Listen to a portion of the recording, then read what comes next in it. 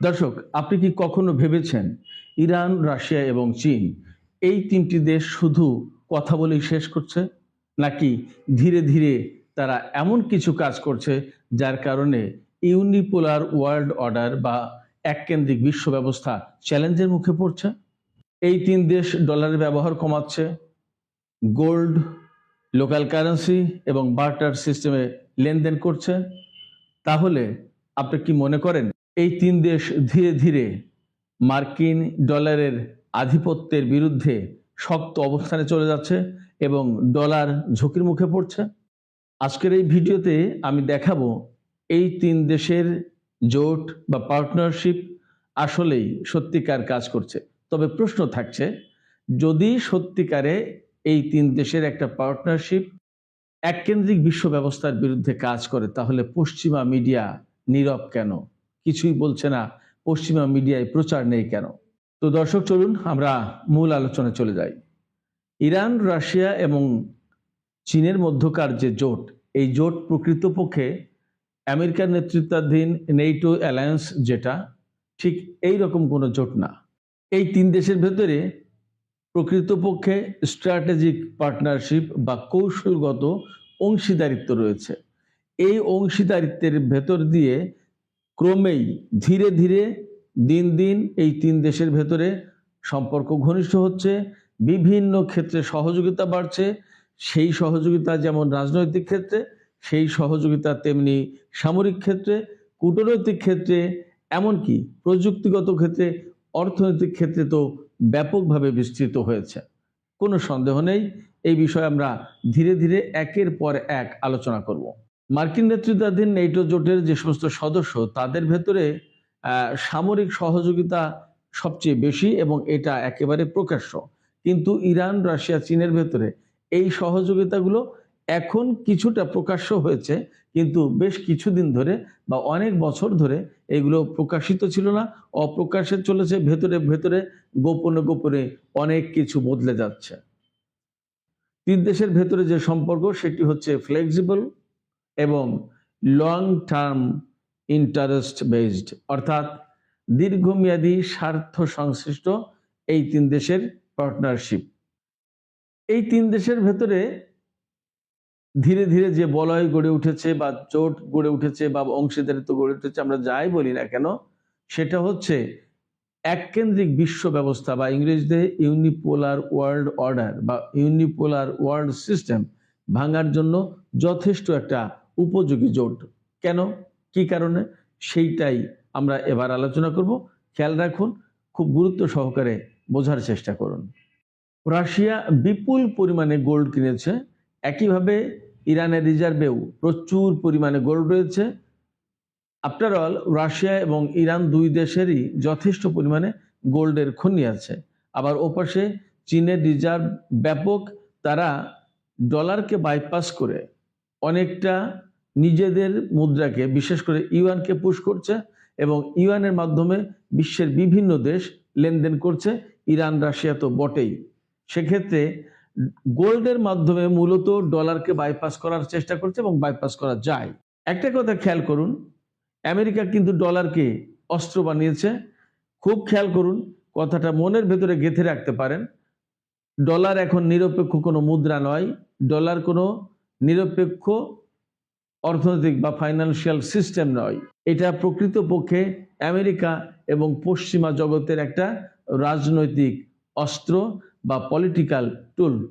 আমি আরেকটা কথা বলি, ইরান, রাশিয়া এবং চীনের ভেতরে যে স্ট্র্যাটেজিক পার্টনারশিপ গড়ে উঠছে এবং এটা যে মার্কিন নেতৃত্বাধীন বা আমেরিকার অধীনে গড়ে ওঠা এককেন্দ্রিক বিশ্ব ব্যবস্থাকে চ্যালেঞ্জ করছে, তার একটা বড় প্রমাণ হচ্ছে এই তিন দেশের ভেতরে গোল্ডের মাধ্যমেও লেনদেনের ব্যবস্থা আছে।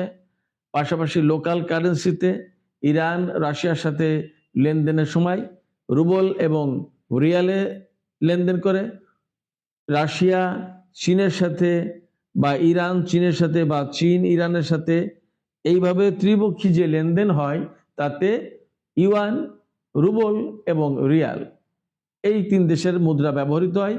এখানে ডলার বা ইউরোর কোনো প্রয়োজন হয় না।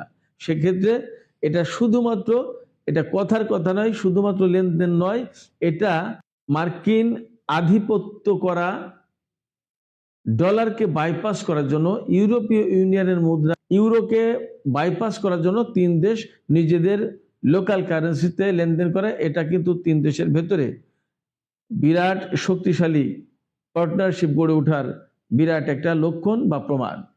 আমি আগে একটা প্রশ্ন করেছিলাম যে এই তিন দেশের ভেতরে যদি এইরকম একটা পার্টনারশিপ গড়ে ওঠে যা আমেরিকার ইউনিপোলার ওয়ার্ল্ড অর্ডারকে চ্যালেঞ্জ করছে, তা নিয়ে পশ্চিমা গণমাধ্যমে কোনো প্রচার নেই কেন? এ নিয়ে কোনো হইচই বা সরব কোনো বক্তব্য নেই কেন?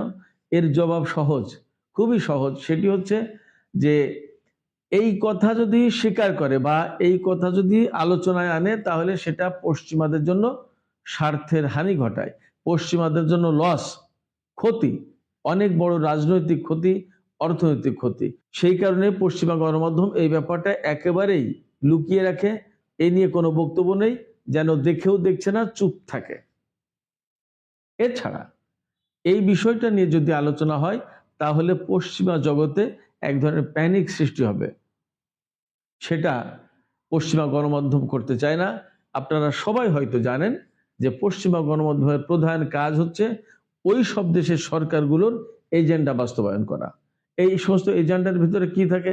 এই সমস্ত এজেন্ডার ভিতরে থাকে বিশ্বের বিভিন্ন দেশের উপরে পশ্চিমা ডমিনেন্স তৈরি করা, পশ্চিমা ন্যারেটিভ তৈরি করা, যে ন্যারেটিভ দিয়ে তারা বিশ্ব শাসন করতে পারে, যে ন্যারেটিভ দিয়ে বিভিন্ন দেশকে দুর্বল এবং কম যোগ্যতা সম্পন্ন করে রাখতে পারে। পশ্চিমা মিডিয়া মূলত যে ফর্মুলা প্র্যাকটিস করে সেটি হচ্ছে মিডিয়া প্লাস পাওয়ার সাইকোলজি। মনে রাখবেন, যে কথা স্বীকার করলে পশ্চিমাদের আধিপত্য, পশ্চিমাদের ক্ষমতা, পশ্চিমাদের পাওয়ার কমে যায়, সেই কথা পশ্চিমা গণমাধ্যম কখনোই স্বীকার করবে না, কখনোই বলবে না, কখনোই আমাদের সামনে তুলে ধরবে না। আমরা প্রথমেই যে প্রশ্ন রেখেছিলাম, এটা কি শুধুমাত্র কাগুজে জোট? এই জোট কি আসলে কাজ করছে? তার প্রমাণ হিসেবে আমি আরো কয়েকটা কথা বলি। চীন, রাশিয়া এবং ইরানের মধ্যে 25 বছর মেয়াদী স্ট্র্যাটেজিক ডিল বা কৌশলগত চুক্তি আছে। এটা হলো প্রথম কথা।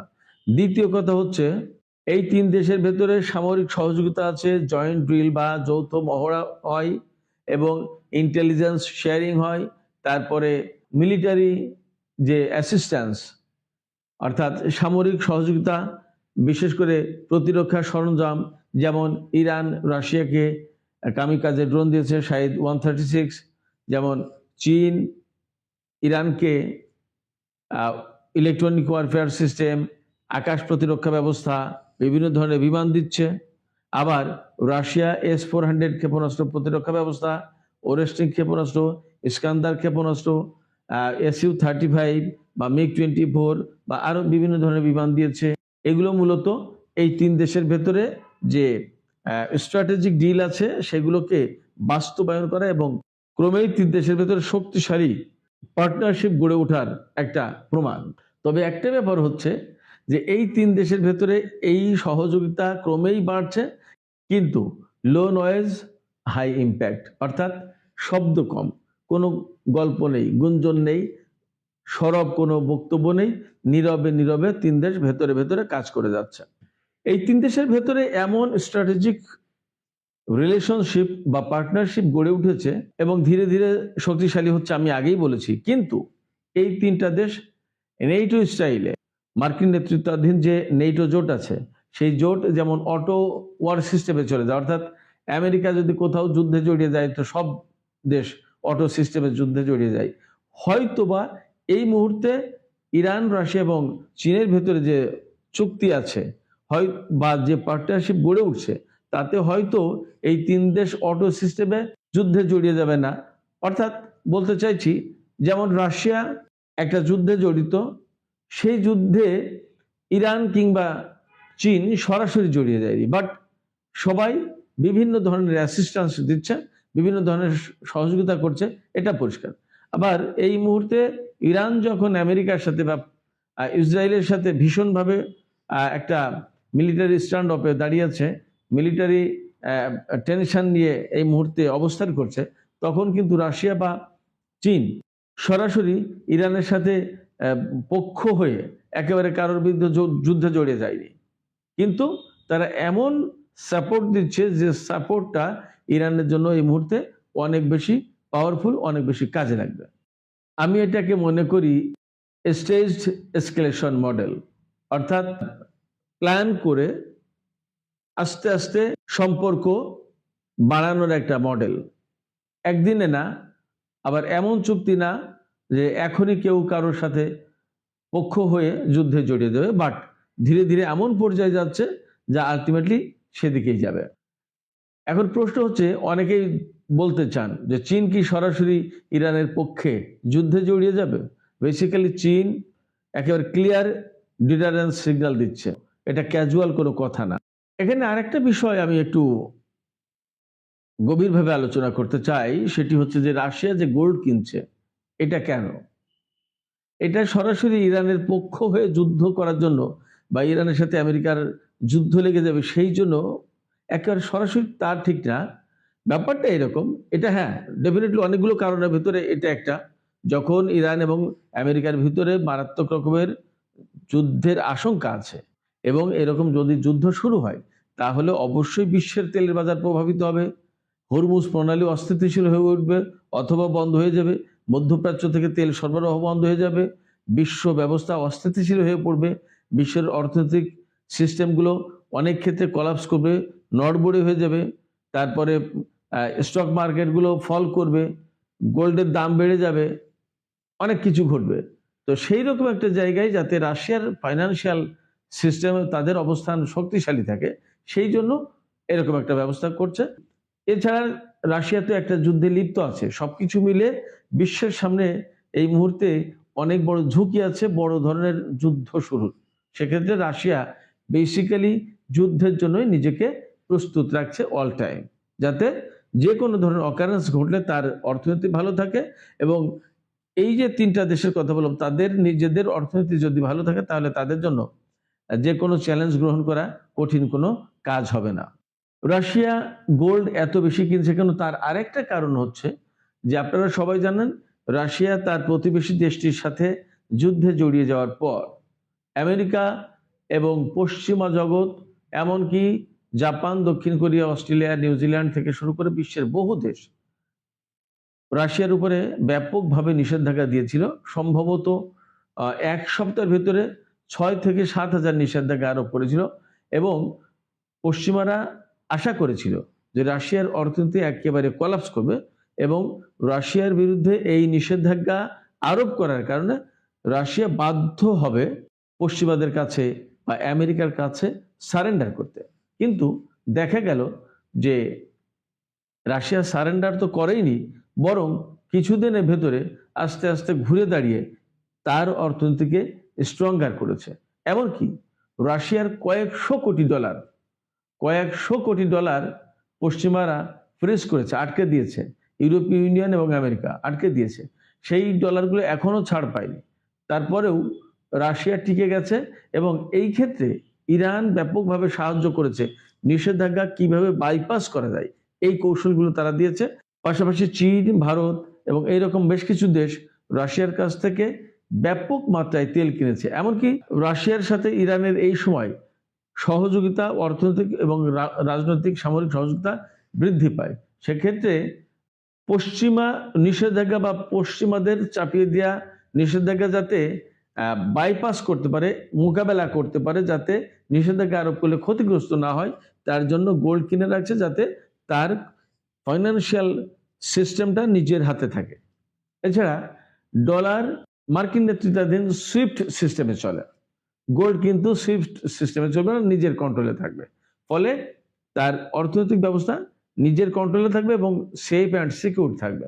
আসলে আমেরিকা বা পশ্চিমাদের স্যাংশনের ফলে রাশিয়া বুঝেছে যে ডলার মানেই ঝুঁকি, অর্থাৎ অন্যের মুদ্রা নিজের রিজার্ভে রাখা মানেই ঝুঁকি, কারণ এর কন্ট্রোল তো তাদের হাতে। ডলার যেহেতু তাদের কমপ্লিটলি নিজেদের নিয়ন্ত্রণে, সেক্ষেত্রে ডলার বেসিক্যালি একটা ঝুঁকিপূর্ণ মুদ্রা। আর সবচেয়ে বড় কথা হচ্ছে ডলার হচ্ছে একটা কাগজ, গোল্ড কিন্তু রিয়েল অ্যাসেট, এটা একটা বাস্তব সম্পদ। এই যে গোল্ড, লোকাল কারেন্সি এবং বার্টার সিস্টেমে রাশিয়া কি করে এবং এটা করতে হলে কি দরকার হয়?